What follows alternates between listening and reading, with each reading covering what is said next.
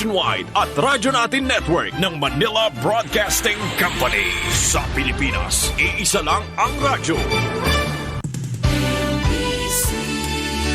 Manila Broadcasting Company.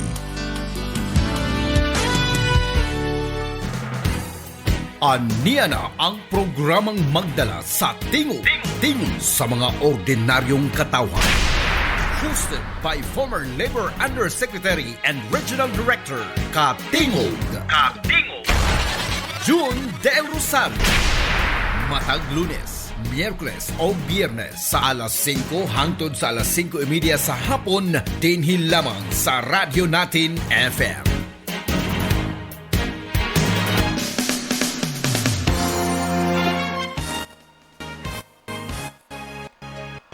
Okay, mayong hapon kanatong tanan mga kaigsunan.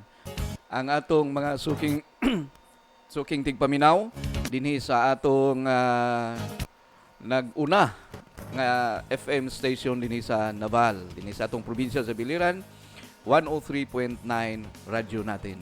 Well, mga kaigsunan, ni ana usab kita karon sa atong programa Katingog. Gi-host kini sa atong amigo nga si John Del Rosario. Well, ato ding pangmusuahon ang atong mga amigo.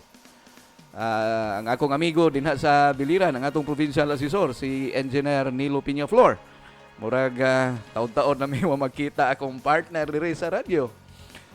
Siguro pwede natong imbitahan si Peñaflor kung unsay mga programa usab sa iyang departamento ang provincial assessor. Kan I know nga daghan siyang mahatag ng mga impormasyon sa atong mga kaigsuonan.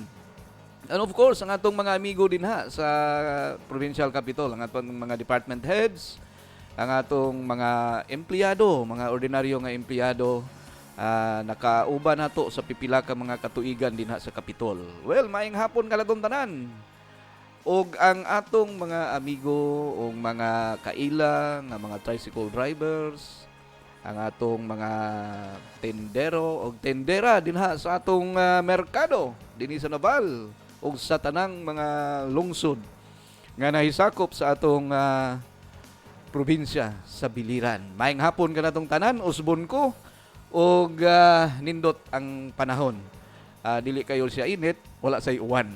Well, matagamtam nato ang atong kanindot sa panahon.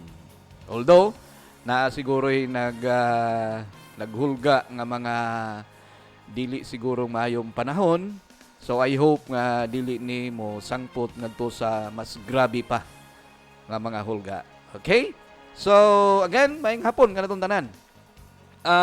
Mga kaigsuonan ko, baliko nato nga ang tuyo ug tumong sa atong programa kining Katingog ni John Del Rosario.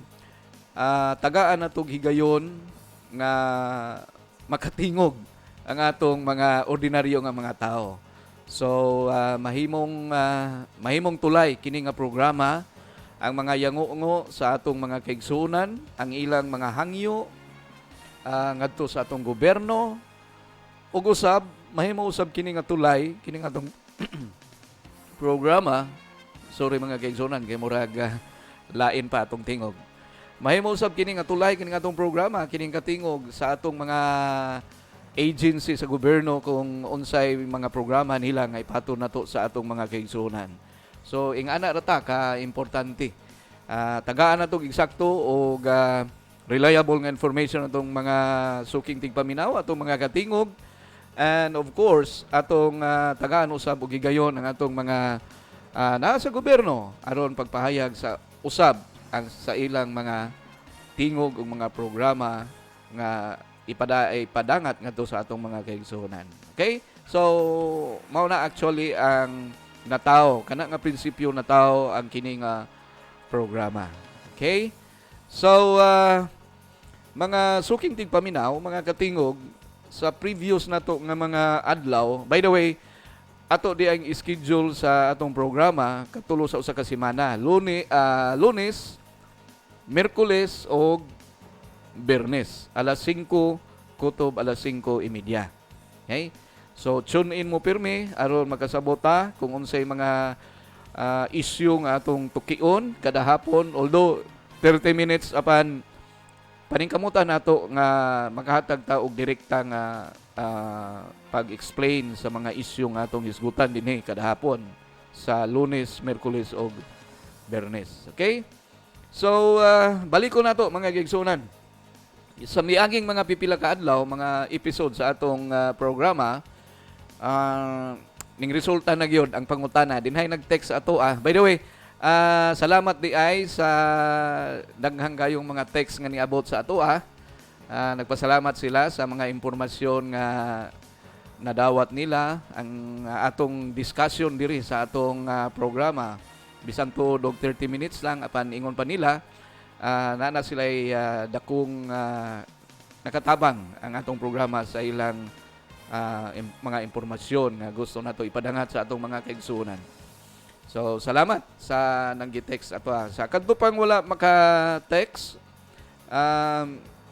pwede ninyo i-text ato or i-message sa atong messenger. O ang atong number is 0977-825-4532. So, ayaw mo ka balaka, kay dili na to i-divulge ang inyong, kung confidential ang inyong gusto nga impormasyon, so dili na to i-divulge ang anyong pangalan. At least na number. Okay? Okay. So, again, balikan na to sa mga pipila ka mga adlaw nga dihay nag-text. In fact, na-mention ni nato, nangutana siya kung madayon magyug kuno ang barangay eleksyon. So far kagabi mga kaigsuonan, mao ni ang nahitabo. Ang sub-committee hearing sa committee pa lang sa Committee on Suffrage, I think. Sa Committee on Suffrage, kagahapon, na-desisyonan nila nga i-postpone ang barangay election by 2023. In fact, ang ilang plano is December. That will be next year in 2023. So, maunay na desisyonan sa Committee on Suffrage. Okay? So, nanay, usa pala na kaang mga kaigsuonan kay layo pa kayo na ang daganan sa balaod.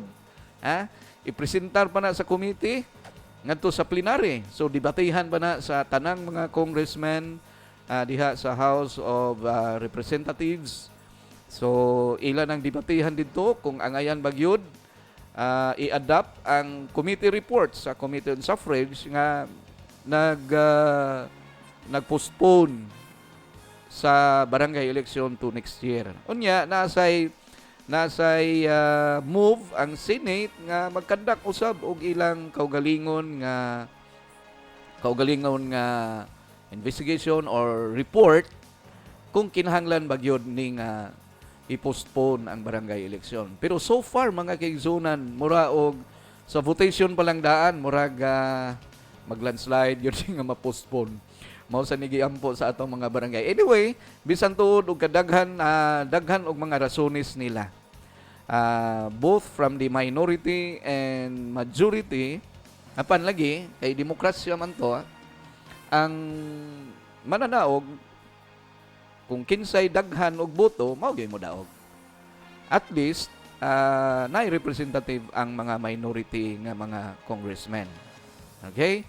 So again, layo pa kayo ni ang daganan mga kaigsuonan. Well, of course, kung walay daghang makigdebate dito sa plenary, then madali ni og aproba kining postponement kay gawas nga importante kini, nagtikaduol usab ang panahon. So, kung dili ni ma-postpone, unsa naman taron? August na, mag-September na ta, hapit. So, kinahanglan dalion yun na nila. Unya, ang number one nga rason nga ilang i-postpone because makasave ang gobyerno og 8 billion. So, ingana de kadako mga katingog, no? Ingana de kadako kung magkandakta og barangay eleksyon pa nga ni. Labi na gyud ang national o ang lokal. So, ang barangay election, ingon pa nila, nga mugasto ang gobyerno og 8 billion. So, according to them, sa majority side nga ning approve sa postponement nga kinahanglan i-postpone kay instead magamit og eleksyon ang 8 billion magamit ngadto sa mga social services o mga importante nga mga programa sa gobyerno, which is may rason sad, may rason. Unya ang mga minority ning ingon sad sila nga dugay na kayo nag-star ang atong mga barangay officials, murag katulo na siguro ni na postpone according to them. So panahon na sad kuno kay i-renew ang kontrata. I-renew ang kontrata sa mga barangay officials. So, ingon pa nila, panahon na gyud pod nga mag-eleksyon according to the minority side. Pero pag votation wag gyoy nahimo ang minority o nya ang ningdaog ang majority nga which is to postpone. So, magpaabot ta sa plenary ani mga igsuonan, mga katingog. Magpaabot ta sa plenary kung unsay may tabo ani sa debate dito. Well, anyway, ang leadership sa atong speaker mura pog align sa intention sa atong presidente. Ang atong speaker karon murag in favor sa postponement. So definitely through his leadership, definitely madali ni og ka-approve kini nga balaod nun pag-postpone sa barangay election. Okay, magpaabot lang ta mga kigsunan. So at least agadtong nangutana nanatay initial nga tubag nga na-approve na sa committee pa lang na usbo na to, committee pa lang na, wala pa ang plenary. Anyway, kung unsay mahitabo din sa lower house o sa Senate, then mo come up sila og balaod kung unsay resulta sa ilang pag-estudyo diha sa lower house o sa Senate. Ingana ang proseso mga katingog. Dili lalim paghimo og usa ka balaod. Okay? So mao na to ang atong tubag sa nangutana sa atong text kung madayon ba o mapostpone ang barangay election sa miaging mga episode na to dinhi sa atong programa. Okay? Napatay mga 15 minutos. Ato na lang ning kuano na kay murag ang na-mention naman gunin nato ang biliko by next week siguro kakuha ta og resource person nato dinha sa biliko regarding ning power rate kay may nag-text ka ganina according to amot him lucky ba ning babae ingon siya nga ngano man nga ning us-us man daw ang rate dito sa Liiko 5. I think murag ang Liiko 5 murag kung wa ko masayo pa murag urmok siguro na nga side nga kuan ang Liiko 5. So ngano daw ka ning us-us man kuno karon nga ang rate karong bulana ang rate sa Liiko 5. Well mga kaigsunan nalakay gamay nga explanation ani kung unsay initial lang ni ha pero I don't know kung mao ba gihapon ni ang proseso sa Bilico kay Adap. Anyway, former board of directors ta dinha sa Bilico onya at that time mao patoy pag-implement sa IPERA law kining electric power industrialization reform act murag ingana nga IPERA law. Actually diha sa IPERA law duha na kabahin nga mga importante nga gihimo sa balaod. Kining gitawag og PISAM. Mo ni mga grupo sa mga private corporations nga nag-generate kini og sila og power. Like for example, kung kining mga tag-iya og mga planta, kining mga I think mga Ayala, mga dagko kay nga mga pamilya, naana sila yung mga power generator. Mga power generator ni sila. Gitawag ni sila sa IPERA law og Power Sector Assets and Liabilities Management Corporation, PISAM. So, grupo ni sa mga power generator. Onya, sila maoy makigkontrata sa mga electric cooperatives. In fact, I don't know kung unsa nga company ang nakontrata sa biliko. Kana mo atong dapat masairan kung unsa nga company. Like for example, for 1 year, di man na pwede nga dili mo undergo og kontrata ang biliko. Like for example, for 1 year, mo kontrata siya sa power generator A. Ato lang nang dili lang nato nganlan ang company kay unta makaibaw kung unsa nga company. Generator A, ibutang ta. Nakikontrata ang biliko sa generator A, ibutang ta nga 500 megawatts. Dako na kayo na. So 500 megawatts ang gikontrata sud sa usa ka tuig. So nana siya corresponding amount kung pila ang per kilowatt hour nga gibaligya sa generator, kining generator A. So unsa man na ma-coal man na o mga ma-hydro ba na ang atong gikontratahan. So depende na. So nana siya corresponding kilowatt hour nga presyo. Of course, kung naay kontrata, the meeting of the minds, definitely naay consideration kung pila ang presyo nga gikontrata sa electric cooperative ngadto sa power generator, kining PISAM, kining grupo sa mga power generator. So mao na mga kaigsunan. Ibutang ta mo kontrata ang og 5 years. Okay?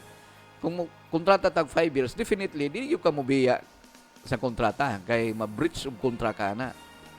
So kung mo increase ang cost sa generation, definitely mapugos ang electric cooperative og pass-on adto ni ihatag kining increase ngadto sa atong mga konsumidor.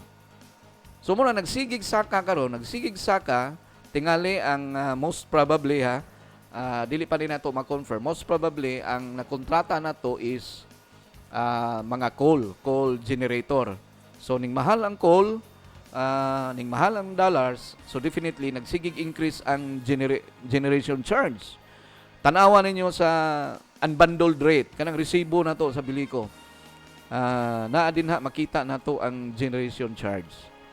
So nagsigig increase, definitely pass-on na sa biliko ngadto sa mga konsumidor. So muna nagsigig saka ang atong presyo per kilowatt hour. Plus kana pang ubang mga charges like VAT, like kanang VAT, dako sad na og kuan ang VAT, onya kanang systems loss.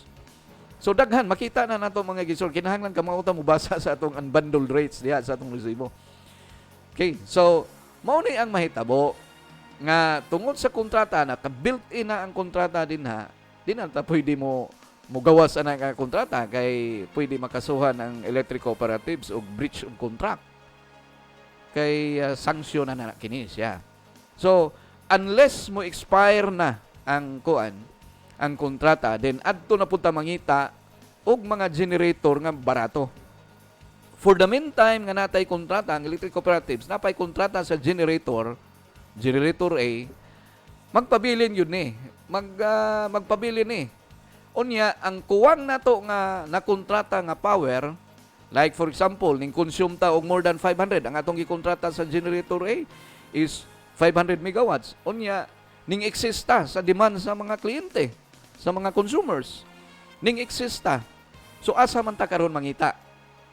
Adto na ta mangita sa gitawag og WISEM, kining wholesale electricity spot market. Spot market ni siya mga kaigsunan. Mo bitaw ni nga ang tungunan, moingon sila nga kaduol na ko sa source atong kuryente nganong mahal man nga mas urmok ang tungunan. Mga kaigsunan, posible na hitabuan wala makakuha ang kontrata ang atong electric cooperative og kontrata mismo sa generator dinha sa tungunan. Kung unsay rason, wala ta mahibaw ana kung unsay rason. So, ang excess power, ang excess nga na-consume nato, adto na ta mo palit og kuryente sa WISEM. Kanang electricity spot market ni siya. So adto ka mo pili kinahanglan abtik ang officer nato dinha sa electric cooperative, abtik pagpangita kung asang dapita ang barato. Mo palit dayon ta. Mo na nahitabo sa LIECO 5. Nahuman ang ilang kontrata sa ilang generator, tuan na sila nagpalit sa WISEM. Muna na nga makakita sila barato. Like for example, ang tungunan, kung ang tungunan ning apil dito sa spot market, nya tan-aw nila nga barato, so paliton nila dayon. Kaya naman ay mga WISM officer din sa mga electric cooperatives. Ang trabaho ng mga tawhana, kulba na sila sa computer. Mura na siya kanang sa kuan bitaw, kanang stock market. Ang trabaho ng mga WISM officer din sa atong electric cooperatives, magbantay na sila unsay dagan sa presyo sa elektrisidad. Anytime, karong orasa mo increase o di sa kamo palit. Kung mo decrease nga nig 50 centavos, so palito nimo dayon. Ing ana ka high tech karon, lahi sa una before sa IPERA law. Although na ay mga disadvantages ani, pero ing ana na ka high tech. So anytime ang electric cooperative, kung wala kay kontrata, adto ka mo palit sa WISM, kining electricity spot market. So adto ka mo palit dayon. So makita nimo og tag-GIS, o palito nimo og tag-GIS.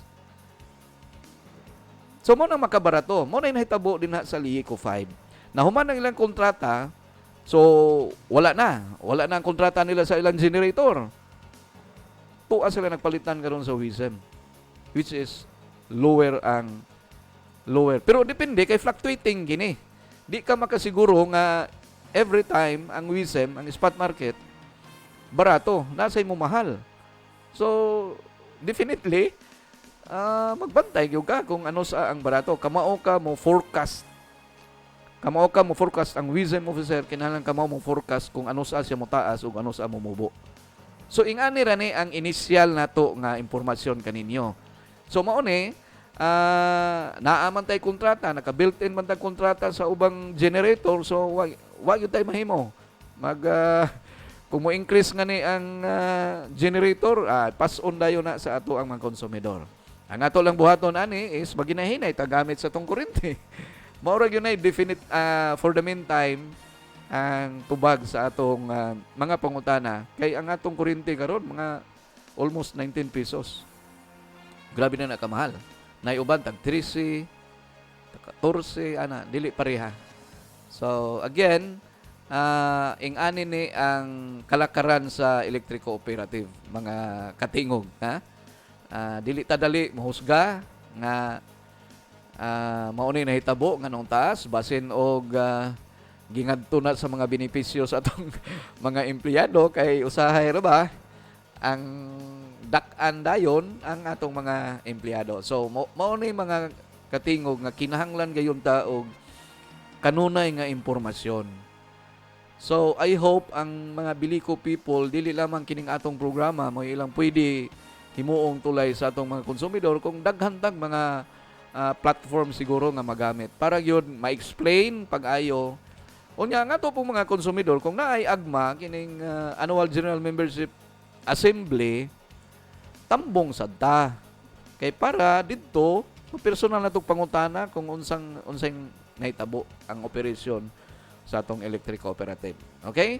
So balik ta, mauni ang sistema, ang WISM o ang PISAM.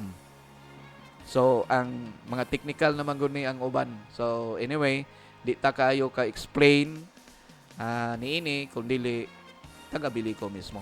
Okay? So paabot lang ta mga kaigsunan kung ano sa gyud makalugar ang atong mga amigo diha sa Bilico. Well, padayon ta. Next week, murag excited na ang mga bata. Excited na ang mga bata kay face-to-face na. Unya, murag ingnom ta. Dili tandong di malas. Kay pag-abli pa lang sa klase, nanay problema ang DepEd. Diba? Ang uban, nasayod na nga naay na-plug murag nakit-an sa Commission on Audit ang pag-purchase nila og mga laptops nga I think 2.4 billion mga katingog. So naay problema gamay.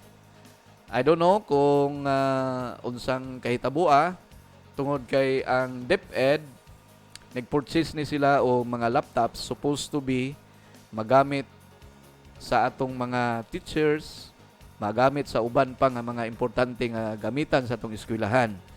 Although basin og naay mga lapses pag procure ani, wala ba ka masunod ang specification ani nga mga computers o mahal ba kayo, so wata kay bao. But definitely na initial report coming from COA na naay 2.4 billion nga procurement sa laptop, murag sa miagi pa rin ang mga sekretary. May na lang ang atong Vice President, who is the concurrent secretary sa Department of Education, iya kining gitanaw, iya kining gi-review kung unsang pagkaunsa. Okay? So, ato lang i-explain gamay, no? Tungod kay maingon sila nga unsa man ang PSD po. Now, mga kaigsunan, mga katingog, kining PSD po, kining Procurement Service Depot, usa ni siya ka-attach nga agency or sektor ba gani or agency. Attach ni siya sa DBM. Attach ni siya sa DBM nga ang trabaho ani pag-procure la sa tanang kinahanglan nga mga materials o mga equipments o mga office supplies dinha sa gobyerno. Tanan, why exempted? Mga local government units, mo bitaw na dinhi sa biliran na ay PSD po dinhi sa biliran. In fact, pag hindi pala nadugay na kuan, kita mo'y nag-manage ana sa una, ang pag first time yun nga nabutang og PSD po dinhi, kita mo'y nag-manage sa ana. Dinha na karon sa Capitol. So, ang mandato ani nga tanang mga agency, mga local government units, dili pwede makapalit og mga supplies sa gawas sa mga tindahan kung dili moagi sa PSD po, kanang dipo naa dinha sa Capitol. Meaning, ang procurement, ang bulk ani nga procurement tuwa sa Manila. So, ang dipo din sa biliran, mo request lang na sila nga, oy, padaday mi og 20 mil ka rim nga kupunban. Padaday mi duha ka sako nga ballpen, mga sign pens. Tanan ninyong kinahanglan dinhi sa mga local government units ug mga national agencies. No, mo submit mo og APP ninyo dinha sa dipo, then i-request na dito sa Manila. Then mga wing ban ang moabot na dinhi nga mga materialis. So ingana ang trabaho sa PSD po kay namagwin ng tana nga unsa man ang PSD po, labi na yung kadang procurement sa laptop sa DepEd. Unsa man ang PSD po? Procurement service na siya. Attached agency na siya sa DBM. Nahinumdo mo kadtong pagpamalit og mask sa DOH nga ang PSD po mao ay nag-procure pila to ka billion, 8 billion. Diya nay total to sila og mga 12 billion. Kadtong questionable nga ni pudto nga ang company nga Farmali, tong Farmali kitong mga Indian nangani nga priso nga mga Indian. Mao to ang PSD po na procure ato. Ang PSD po ato na procure. Pila ka billion ato nga mask kintong panahon sa COVID. Onya nahimong questionable tungod kay ang nakada nga ang nangdaog nga company gamay ra kayo og asset. So mo to gi-question nila nganong nakadaman ni nga company mga billion nga mga kontrata dinha sa DOH through Depot, PSD po sa DBM nga ang asset ani nga company di pa lang dugay nagsugod and then gamay pa kayo og asset. So motong naimbestagahan sa Senado. I don't know kung unsa na nahitabo sa mga officer sa maong company. So ingana na siya mag-exuran karon may procurement na pod ang PSD po sa DepEd worth og 2.4 billion. Anyway, tan-aw nako murag why sabit ang DepEd although dito gikan ang murag ang ilang pundo nasa specifications. Ang problema lang ani siguro pag procure sa PSD po kung nasunod ba gyud ang specification sa laptop. Kay under procurement law mga katingog, dili na pwede kung mo-procure kag mga laptop, mo-procure kag unsay mga procurement, mga office supplies, dili na pwede butangan nimo brand. kay violation na siya sa Republic Act 9184 kining procurement law. So walay brand na siya.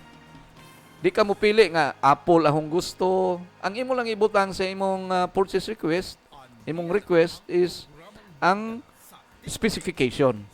Kung unsay gusto nimo specification sa ka laptop and the corresponding amount. Maura na, walay brand kay violation again, that is a violation under RA 9184. So mao na nahitabo nga gitanaw nila ang kuan kining specification kung haom bagyod sa presyo. Kay basin og mubo kayo ang specification, outmoded na, murag wala na gamit, unya mahal ang presyo. Okay? So ato siguro ni ipadayon na discussion kay murag ning lapas sa gamay, murag giganahan tag-discuss. Sa ngalan sa atong amigo, ang atong host si John Rosario, kining inyong co-host Sami Sali, mayong hapon o daghang salamat kaninyong tanan.